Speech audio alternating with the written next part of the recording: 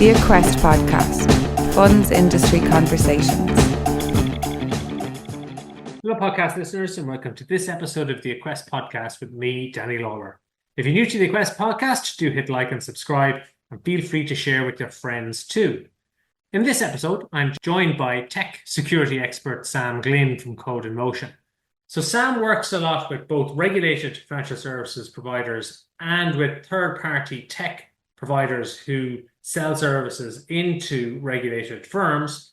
And on both sides of the coin then, he's dealing with things like implementation of DORA and how firms, if they're regulated, make sure they're secure from a technology perspective. And then also if they're selling into firms that are regulated, how they make sure that they're not the weak point in the regulated firm's security network. So we begin by just doing a little catch up on where DORA is at and how firms are getting on with implementation. And then we really focus on how regulated firms deal and interact with their third-party service providers to make sure that those third-party providers are not a source of risk, the types of questions and due diligence that regulated providers carry out. And then we flip and we talk about it from the service provider's perspective. So how is it that they are able to prove to regulated providers that their systems and risk management is up to speed? So we do chat a little bit about ISO certification and how service providers can go about getting that certification to help them to sell into and make comfortable the regulated financial services providers that they want to sell services into. So a lot of ground to cover and some great tips in there from somebody who has been there and done that, and I'm sure seen the good and the bad. So with that, let's get on with the episode. The Aquest Podcast, Funds Industry Conversations. Hi Sam, great to have you back on the show. Hey Danny, yeah, great. It's great to be here. I guess in your world around information technology, security, you're a busy boy given how focused regulated firms are. Well, everybody is, I guess, but regulated firms particularly again in light of DORA coming into effect earlier in the year. Yeah, I mean, like, I suppose DORA is like the new GDPR, you know, it's kind of caught everyone's attention, even though just like GDPR, this kind of requirement or expectation around information security or with GDPR data protection, it had been around before the regulation, but the regulation seems to have kind of caught people's attention. Yeah, the central bank guidance of 2020 was 2016. In 2020, there was outsourcing guidance. In 2020, there was operational resilience guidance. And when you look at all that, it was really just kind of saying, look, we're preparing you for what's coming, and what's coming is DORA.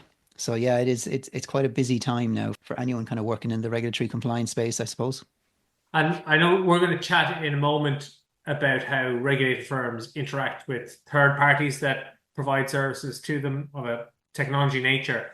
But just in terms of how firms are getting on with DORA, have you a sense for how well advanced firms are? Obviously, it's been in place a couple of months now. As we record, the registers of information are being gathered and they'll shortly be submitted to the central bank for onward transmission to ESMA. So I'm sure that's focusing the attention of regulated firms as well. But in general terms, what's your sense for how firms have coped with the DORA implementation? Well, I think, as you say, that like the register of information, that deadline has just passed. So I think right now people aren't coping they're with their therapists, because that was a bit of a scramble in the end around getting the register populated and getting it uploaded.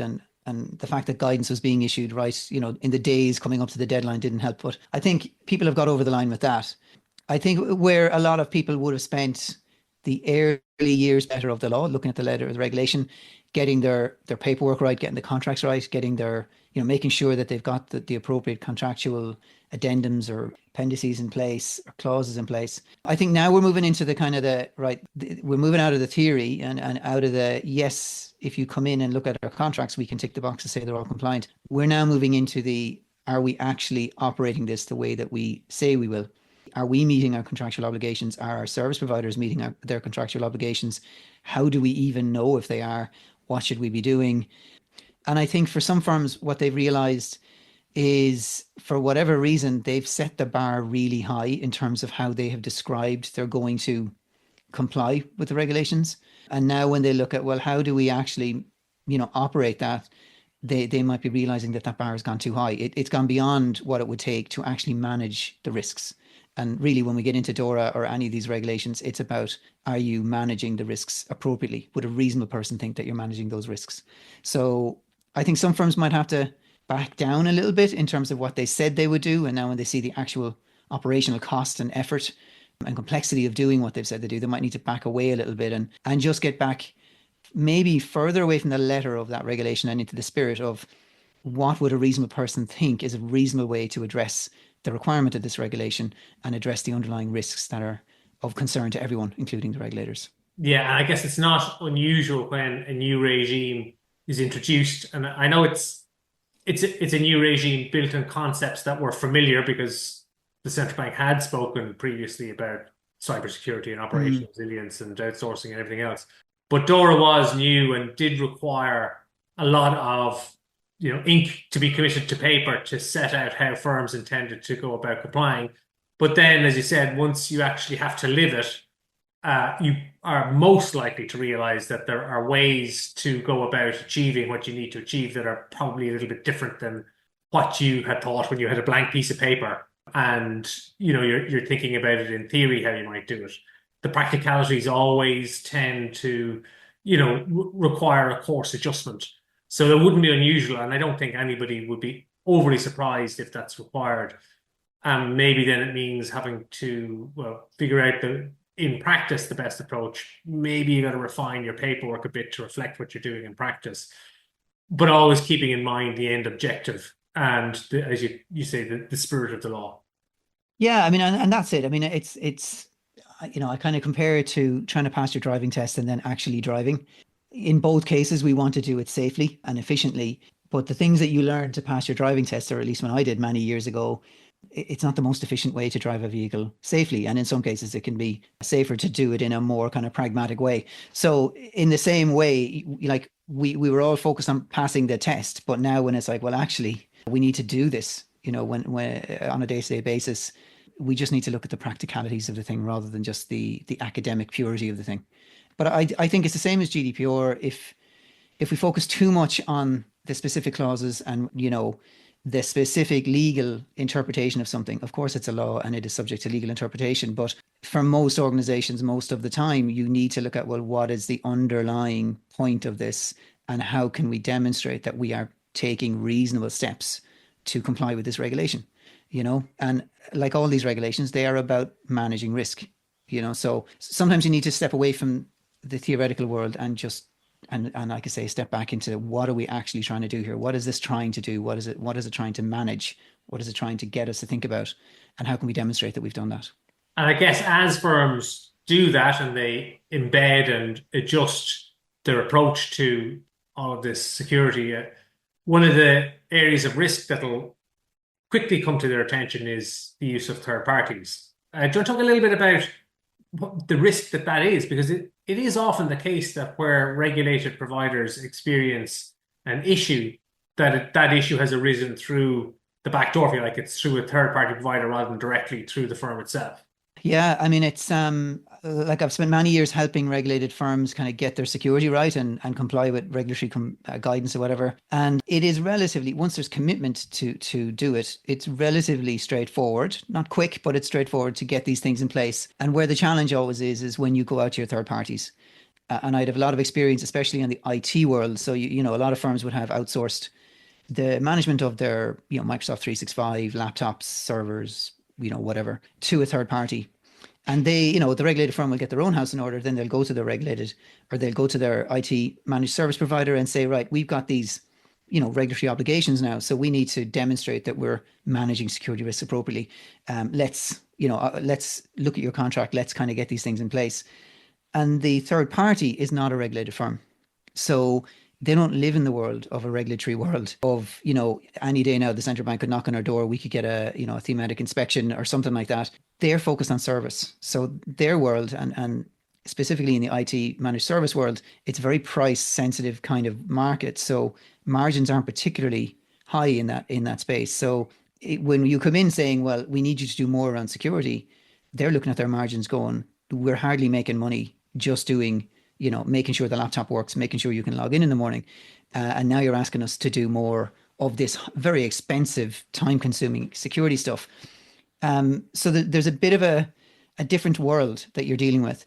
And just because of that, because their focus is on service rather than security, and they're not regulated, they more often than not wouldn't be very mature, and I don't mean that in a negative sense, but their approach to risk management may not be as obvious. It may not be the governance structure, the risk management structure, the compliance structure that you would have in a regulated firm just isn't really there in a non-regulated firm, because the regulated firm has it because the regulator has expected them to have it. It's the regulations that drive behaviors, that drive models, that drive governance structures. So if you're going out to a third party that isn't regulated, don't be surprised if they don't have the things that you would expect them to have, because they just haven't come from that world. So the difficulty is you're just dealing with an entity that has not lived the regulated world or life that you've lived. And if they're good ones, you help them understand what that world is, and you bring them on the journey, as they say. And if they're not particularly great and you don't particularly value their service, then this might be the time where you look around for an alternative. And on the flip side, the service provider might look at this and go, we just cannot support the level of effort and level of security that you're looking for us to do. And sometimes you might say, well, we'll pay you more, obviously, because we're asking you to do more. But some of the providers just aren't in that space. They don't want to be in that space. They don't have the skill. They don't want to develop the skill. It's expensive to kind of have this stuff going on. And you just identify that, you know what, we all got into this with the right intentions, but clearly we are in different worlds now. And let's work together to kind of address this, or kind of just separate out the relationship. Yeah, and even to know that is valuable. At least where your service providers are at. Yeah, I mean, like a lot of the times I'll go in to assess the security of an organization. That's kind of one of the first steps, is where are you now? And a lot of times I'll go in and I'll talk to them about, well, what kind of security measures have you got? And technology isn't the only security measure, but technology is part of it. So I'll ask them, well, about their technology. And a lot of the times they'll say, well, we don't know about that. Our IT provider does that. And then you go to the IT provider, or more importantly, you look at the contract, and it doesn't have anything to do with security obligations for the provider in terms of what the provider is supposed to be doing to secure the client. And it's not anyone's fault. It's just that when the contract was set up in the first place, nobody was really thinking about security. They were just thinking about, I need you to manage a load of laptops. I need you to set up email for us. Let's get going. And security is a different thing.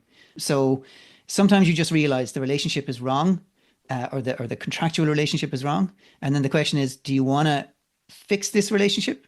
As in, are they very good providers? Do you like them? Are they competent just in terms of what they're supposed to be doing for you? And if they are, then you work together through process to make sure everyone's getting up to the right level of maturity. If they're not working out for you, if they're not a great partner, if they're not very responsive, then strange enough, security or regulatory compliance can be a very good reason for you to say, we got to go somewhere else. And do you find that the responsiveness of the third-party provider is different depending on whether they're a very, very large international organization or a small local firm? Or can both of them be resistant but for different reasons, or do they both tend to be engaged, or what's your experience? There's nuances to it. I certainly wouldn't say that the size of an organization is an indicator of the quality of what they do. There are small MSPs out there that do a fantastic job, and there are very large, potentially global IT MSPs that couldn't find their way out of an envelope. They're very good at sending in an invoice and telling you when you haven't paid it on time, but not necessarily great at actually managing things, even on an ad hoc basis, not to mind on a repeatable, provable basis. So size certainly isn't the key factor there. Like what I would say to clients is one of the fastest and actually free ways to get your security improved is to just go out to your MSP and say that you have engaged someone like me to do an assessment of their security, even if you haven't. Because sometimes when I do an assessment for a client on behalf of a client with their IT provider, and part of that is I need to have access into a system. It'll be read-only access just so I can do a direct assessment. And there might be a week of a delay between the time that the request goes out to the IT provider and the time I get the account. And strangely enough, when I go in and I look at, well, what has changed on the configuration of the system, you'll just see this massive uplift in terms of things that were improved in that week between the time they were informed that someone was like me was coming in and the time that I actually gained access. So it just says, well, there are people out there who know they know they should be doing more, and maybe they're contractually obliged to do more, but they haven't been doing it. They've been a bit asleep at the wheel. And when they find out that somebody's coming in to assess what's going on, they suddenly have the motivation to improve things. So it's not uncommon for me to see that, where purely by me coming in without me doing anything, just by someone like me being introduced, that security improves. But that's not a sustainable thing. I mean, unless you did that every 6 months, you need to have a provider that's doing this, regardless of whether there's someone like me looking at them or not. It should be a true partnership where a technology provider in particular is saying, look, we're the ones that understand technology. We're the ones that understand security. You're a client, you're in the financial services world. You clearly should not have that knowledge in-house because you should be getting on with what you do as a business. You can trust us as a partner. And lots of the providers talk about being a partner. Not a lot of them actually demonstrate the behavior of a partner, which is to proactively do what is the right thing to do. So when a regulated financial services provider then starts this process of kind of looking outside of their own organization into their service providers and starts to ask those questions and kick the tires and see if the service they're being given is what they had contracted for in its fullness, whether, and hopefully it hasn't taken the introduction of a provider like yourself, an expert like yourself, to get the standards up.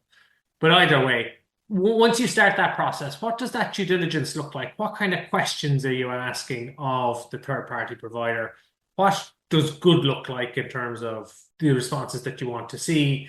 And what are the flags then that if you saw coming back from a provider makes you think there's an issue here that we either need to get to the bottom of, or we need to think about doing this activity in a different way? I think, like the traditional approach here is an organization has a standard security questionnaire that they send out to all their providers.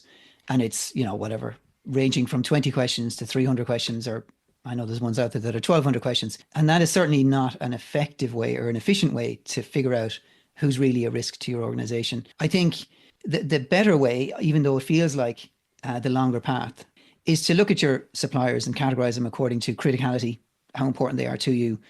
Can they be substituted easily? What do they do for you? And if something goes wrong with them, what's the impact on you? So, if you have an organization that waters the plants, they're a very different organization to an organization that's managing your, let's say, your Microsoft 365 environment, which is storing all of your key information and emails and things. So the first thing is, and I know lots of organizations do this, they classify their suppliers according to criticality. Then I think you can do a certain degree of even just asking people, well, to date, how have you felt about the quality of what they do? Not just in terms of security, but how have they worked as a partner, as a service provider? And, of course, someone can be very good at service and be absolutely awful at security. But I am a believer in how you do anything is how you do everything. So if you're very good at service, and you're in this technology space, the likelihood is you're probably doing something well on the security side. You're probably not asleep at the wheel there. Whereas if you're not really good at service, you're probably not going to be very good at security either. So there's an element of groundwork, because if you've got even a dozen service providers to assess, you have to start figuring out which ones do we focus on. And you have to figure that out based on how critical are they, as in what risk do they present to us if something goes wrong, and how risky do we think they are? Do we get the sense that they haven't got a clue what they're doing, or do we get the sense that they're house in order? The other piece is, obviously, as part of that, you say, well, what did they do for us? So if it's staying in the technology world, they're a SaaS provider, then you're going to be focusing on questions of how do they secure that platform? So they give you a login to it. So in a way, that's the front door into the system, but they run the platform. So there's loads of backdoors and side doors that they should be securing and managing. So the questions would be very much around, what are you doing to kind of, manage the access points, the back doors and the side doors? If you're talking about a service provider that actually manages the systems that you use, like your Microsoft 365 or your laptops, you need to ask those questions, because, they have backdoors. Someone could get into their laptop, or someone could get into their password manager, and then from there use that as a stepping stone to attack all of their clients. So you have to ask that question as well. Have you secured your own backdoors and your own side doors? But then you also need to ask them, well, what have you done to secure our side doors and our backdoors? So it does depend on the nature of the service, what the service provider does for you, as to what kind of questions you ask. But in terms of, what is the fastest way to get a sense of whether this service provider is a risk? I would say, first of all, have a conversation with them and just, see if they pass that red face test. Ask them some simple questions, or just ask them in general. See what their answers come back, what kind of answers they come back with, how quickly they come back. They're all indicators or leading indicators of whether something looks okay or not. But then you do have to have somebody that's able to look at their answers and say, well, they haven't answered the question you asked. They answered the question you wish that you had asked. So there is an element of, you do have to have someone on your side to know what questions to ask and to know what a good answer looks like. I do know, in terms of regulated firms, and what I would advise to anyone that's providing services to regulated firms is they got to have some kind of piece of paper or something that says, look, we don't want to get into the weeds of security. I know you don't want to get into the weeds of security. You just want us to be able to explain how we're managing the risks. And if you have something like an ISO certification, ISO 27001 is the certification for information security. It's not to say you've got perfect security. There is no such thing. It's not even to say that you are doing a fantastic job across the board, because there are ways to kind of, find your way, fudge your way through an ISO certification.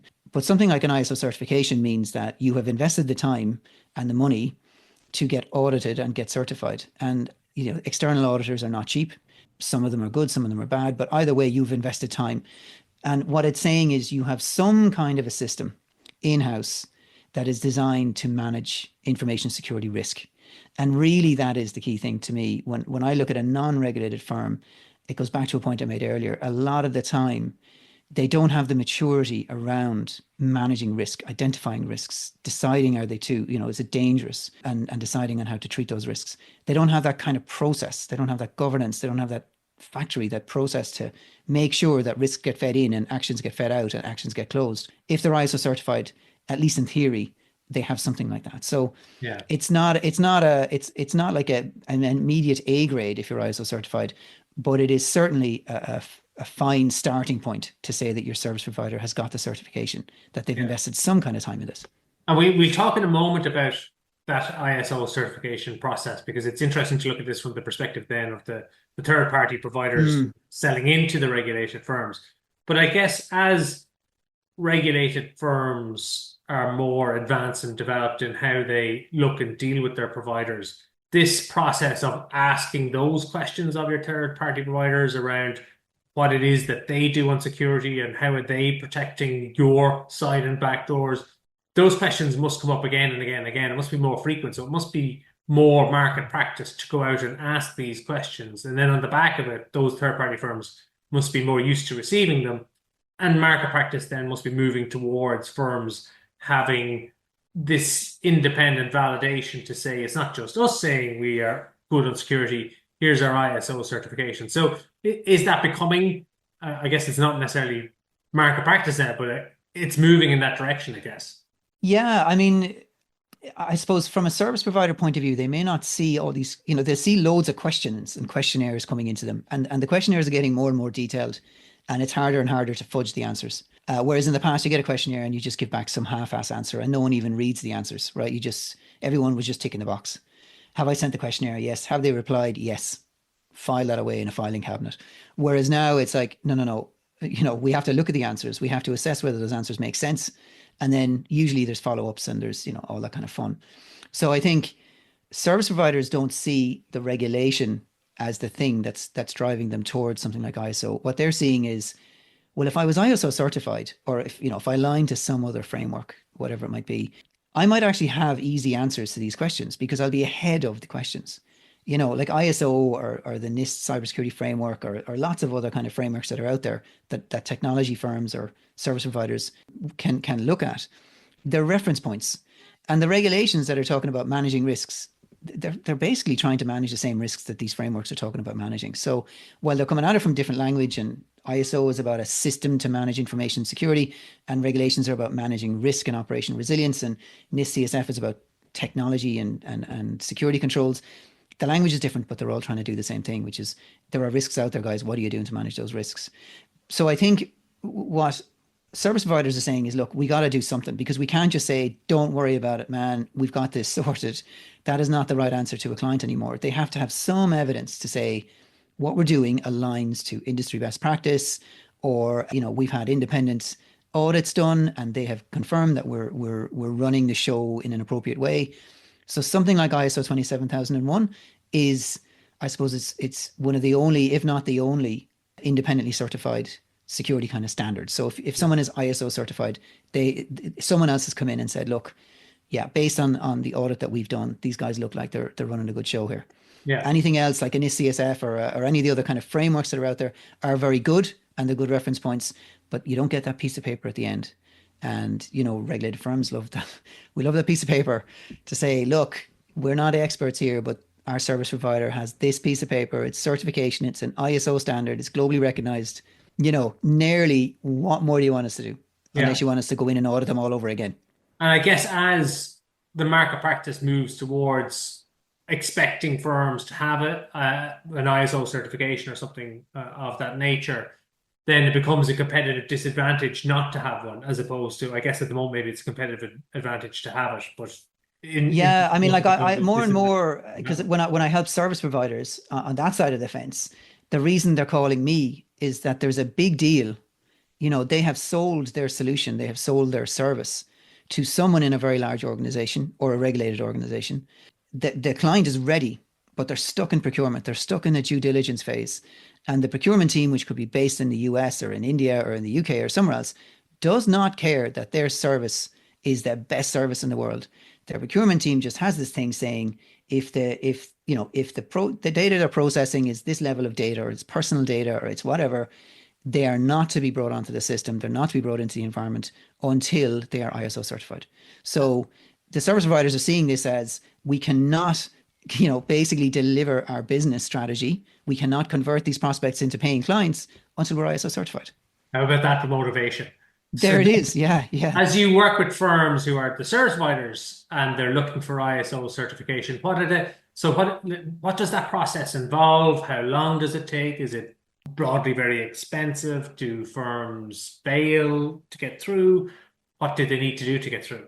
It very much comes down to, how big a journey or big a transformation it is for them. So if they're already, quite mature around managing risk, if they've already got decent governance structures around, just like a COO forum or an operational forum and a security forum or whatever it might be, or even just risk forums, risk meetings, monthly meetings or quarterly meetings or something, plugging in the kind of system, the governance structure that you need to be ISO compliant and to keep that system going, because ISO certification is a system to manage information security, is less disruptive. But if they don't have any kind of those existing forums, that governance structure, that maturity, and I don't mean that in a negative phrase, but that maturity of governance and risk management, then there's a piece of work there for them to do.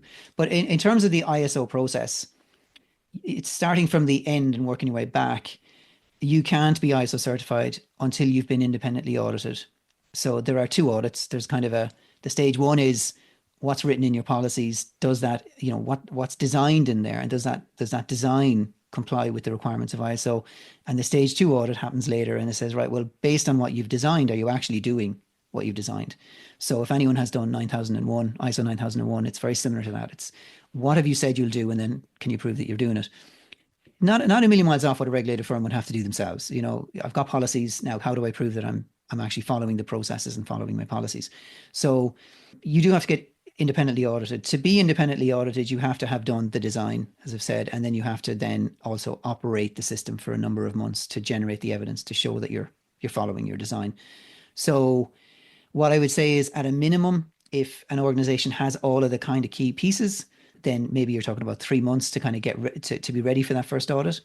But more likely, it's probably getting into 6 months to 12 months, because it is a business transformation piece. You are transforming the way the organization works, because you're basically putting security into the middle of it. You're identifying what are the valuables you have, or what are the valuables that your clients have that they're entrusting with you?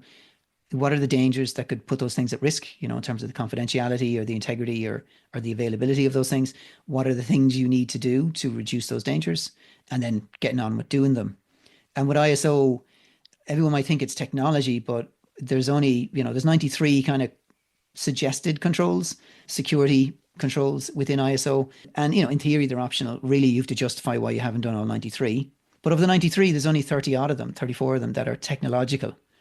All of the others are non-techie, at least in theory. You've got organizational stuff, policies and governance structures. You've got people, your employee contracts, your staff handbooks, your training, and you've got physical controls. So the protections around your building or the protections you have for remote workers and things. So there can be lots of legs on this spider, lots of bites of an elephant that need to be consumed. But, it's a well-worn path. Someone like me can help an organization. I know others choose instead to try to use a platform, or there's a combination of that, or they buy templates or the whatever. Similar to what I said at the start, the key thing is try not to do this for the first time and look at the standard and go, right, what does the standard tell me to do? I better go and write that. Because usually what I see happening there is people do too much and it takes too long. So they basically write an answer to the ISO standard as if they were doing their Leaving Cert and they're trying to get an A grade. And, to get certified, you just need to demonstrate that you've identified and you're managing the risks appropriately. You don't have to get an A grade. You just have to make sure that you're doing that. So don't write a 10-page policy when a 3-liner might be sufficient for you to demonstrate that you've aligned and complied with the standard. So there's a journey to it. There's obviously auditing fees. Then there's, depending on how you do it, whether it's consultants like me or whether it's you're getting someone in-house or whatever it might be, there's fees there. There's in-house costs, the resources to actually make the changes or bring in third parties in to help you make the changes. If it's internal resources, there's obviously an opportunity cost because those resources aren't doing what their normal day job is. And really what comes of it is, if you don't have the commitment, if you don't really see the value, then it's a tough journey because there's always something more urgent, something more short-term that needs your attention. And as you said, there's nothing like commitment when you've got a big client opportunity and it's stuck because you're not certified. That is a massive commitment or motivator. And I guess it's the type of undertaking that would be better done earlier in the stage of a third-party firm, a service provider firm, in the sense that, well, one, if the client does come along or when the client comes along, that you can say you have it. 2, it gives you a better chance of winning that client in the first place. And 3, it means that you're embedding within your organization from an early stage the kind of mindset and the risk approach and everything else, that little bit of maturity that maybe is easier to do early days and always do it that way rather than trying to go back and reverse engineer it. Absolutely. Years after the business is already. Absolutely. Yeah. I mean, like if you're only starting the journey when there is a big deal that your financial plan for this year depends on, if you're only starting this journey when that big deal is stuck, you're going to do a rush on it. And you quite rightly do a rush on it to get yourself over the line. And a rush means that you're not going to bring everyone along to figure out, lads, how do we actually do this? So you might well get over that certification line and you get the piece of paper, but you are audited at least every year. So the big risk is in year 2, just after you've been certified, because of the system you've put in, which you put in a rush, you're unable to operate it. It's just too inefficient or it's overly complex and people aren't doing what they should be doing. And you're going to start having problems in year 2. And then it's going to get very expensive. So if you can, you start this when you have time to take a step back, bring more people in, get people's opinions as to, how can we do this without completely re-engineering how we work, without completely bringing everything to a halt, so that everyone has a chance to contribute to what does a reasonable solution look like here. And if you can do that, then you'll end up with a more effective system because it's a system that you have designed that's appropriate to you. And it gives you time to really soak in, what are we trying to do here? And have those discussions. Because if you're in a rush, you're going to get somebody in, they're going to say, look, this is the system, put it in, this will get you over the line. And that may well be true, but you won't be able to operate the system because you haven't really configured it to suit how you run your business. Yeah, that's very valuable advice. And just a last question then before we wrap up. As then the regulated providers go through this process of asking these questions of their third-party providers, and maybe they have an ISO certification and it's more straightforward, and maybe they don't, do you anticipate that many firms would go through that process and then start to bring activities in-house, start to recruit internally or deploy resources internally and manage more technology-related matters internally? Because outsourcing obviously is something that's growing. You have more specialist providers, so it makes a lot of sense to use them. But I just wonder if you have a sense of where that balance might lie. Will we continue to use outsourced providers, but just seeing way more ISO certification? Yeah. Well, what I would say for regulated firms when a service provider says they're ISO certified, there are a couple of things you do need to check, because you can get ISO certified for a part of your business. You don't have to get certified for the whole business. So there's a couple of follow-up questions you would ask when someone says, "Oh yeah, I'm ISO certified." You want to make sure that what they call the scope covers the services that they provide to you as a client. So there's no point in having a service provider that says, "Oh yeah, our help desk is ISO certified." But anything we actually do in terms of securing your laptops, in terms of managing your website, whatever it is, that's not within the scope statement, which means that all of that kind of lovely confidence you get from having a service provider that is ISO certified doesn't apply to you, because it's only applying to a small piece of the organization. And I would also say, and this is probably a bit in the weeds, but it is important to see, well, who actually did the audit, because there's a range of auditors out there, from around the world, and some of them are better than others in terms of actually really shaking the tree and seeing, are these guys doing this right, or are they just ticking the box? Unfortunately, there are some audit firms, none of them local, I would say. There are some audit firms that are more interested in the check and giving a cert than they are actually truly independently reviewing and giving assurance about an organization's security controls. But that was just to kind of flag that ISO, just saying a firm is ISO'd is not kind of the be all and end all. There are pieces to it. Okay. Right. Well, thank you very much for that, Sam. It was very valuable insights, because it is something, obviously, with DORA starting to get embedded and firms being more sophisticated in how they think about everything security related, but including what these third parties are doing for them, and whether there's any risk there or how that's being managed. So it's really valuable to get your insights and some advice on how both the regulated provider could approach it, and then those third party providers, and what might be involved if they get an ISO certification. So thanks very much, Sam. Very useful. Thanks, Danny. Talk to you. Thanks very much. Take care. We'll catch you next time on the Aquest Podcast. The Aquest Podcast. Funds Industry Conversations.